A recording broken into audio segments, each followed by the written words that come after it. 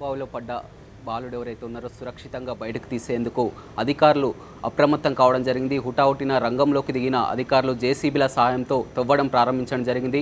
పెద్దఊర మండలం పులిచెర్లలో ఈ ఘటన చోటు చేసుకుంది. మధ్యాహ్నం 3 గంటల సమయంలో ఆడుకుంటూ వెళ్ళి ఏదైతే ఉన్నదో 4 ఏళ్ల బాలుడు శివ ఒక్కసారిగా బోరుబావిలో పడడం జరిగింది. శివ తల్లిదండ్రులు వ్యవసాయ పనిలో నిమిత్తమై బాబుని అక్కడ ఉంచగా బాబు ఆడుకుంటూ వెళ్ళి పక్కనే ఉన్న వారి పొలం వైపు ఉన్న బంధువుల బోరుబావిలో ఒక్కసారిగా పడిపోవడం జరిగింది. ఈ విషయాన్ని గమనించిన తల్లిదండ్రులు ఒక్కసారిగా బోరుబావి వద్దకు చేరుకోగానే అక్కడి నుంచి కాస్త అరుపులు వినపడడం జరిగింది. అక్కడే ఉన్న తాడు సహాయంతో తాడుని లోపలికి వదలగా ఒక 12 అడుగులకు వెళ్ళిన తాడుని బాబు పట్టుకోవడం జరిగింది. దాదాపు ఒక 15 నిమిషాలు కూడా బాబు ఆ తాడుని పట్టుకొని నిలవగలిగాడు. కానీ అతను ఏమి చేయలేని పరిస్థితి. 4 ఏళ్ల బాలుడు కావడంతో ఆ తాడు ఎందుకు వేశారో అతనికి ఏది అర్థం కానటువంటి పరిస్థితి. కానీ కొద్దిసేపటి క్రితమే ఆ తాడు నుంచి బాబు జార విడిచడం జరిగింది. మొత్తం బాబు ఇప్పుడు లోపల పడిపోయినట్లు తెలుస్తుంది. మొత్తం మీద చూసినట్లయితే బోరుబావి 250 అడుగుల లోతు ఉన్నట్లు తెలుస్తుంది. హుటాహుటిన రంగంలోకి దిగిన అధికారులు 3 జేసీబీల సాయంతో తవ్వడం ప్రారంభించడం జరిగింది. ఇవాళ ఆదివారం సెలవు దినం కావడంతో అధికారులు ఎవరు కూడా అప్రమత్తంగా లేరు. ఒక్కసారిగా విషయాన్ని మీడియా ద్వారా తెలుసుకున్న కలెక్టర్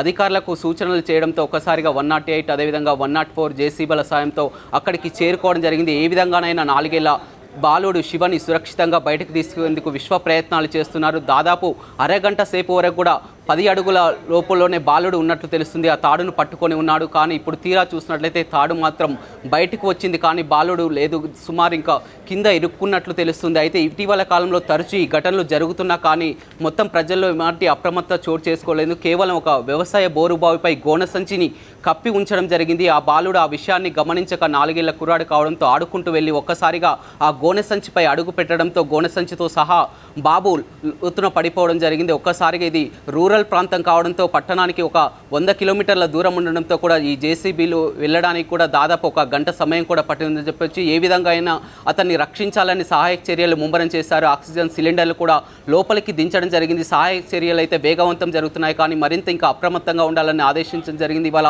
ఎవరు కూడా అందుబాటులో లేకపోవడంతో ఈ విషయం తెలుసుకున్న స్థానికులంతా కూడా అక్కడ పెద్ద ఎత్తున చేరుకుంటున్నారు. తల్లిదండ్రులు మాత్రం శోక సముద్రంలో మునిగి తేలిచి ఉన్నారు. ఒక చిన్నారి ఆడుకోవడానికి వచ్చి ఆ బాబు ఆరి వ్యవసాయ బావి కూడా కాదు, పక్కనే ఉన్న వారి యొక్క బంధువులు అది ఒక వ్యవసాయ బోరుబావి. వారు అప్పుడే ఈ బోరుబావిని కప్పి ఉంచినైతే ఈ ప్రమాదం చోటు జరిగేది కాదు. ఒక్కసారిగా ఇది దురదృష్టం అని తెలుస్తుంది. ఎట్టి పరిస్థితుల్లో బాబుని సురక్షితంగా బయటకు తీసేందుకు సహాయక చర్యలు మాత్రం ముమ్మరం చేపట్టారు. క్రాంతి, రమేష్, మరి అక్కడ పరిస్థితి ఎలా ఉంది అంటే అది 250 అడుగుల లోతు అంటున్నారు, చాలా ప్రమాద స్థాయిలో కనిపిస్తోంది. మరి సహాయక చర్యలు స్టార్ట్ అయ్యాయా?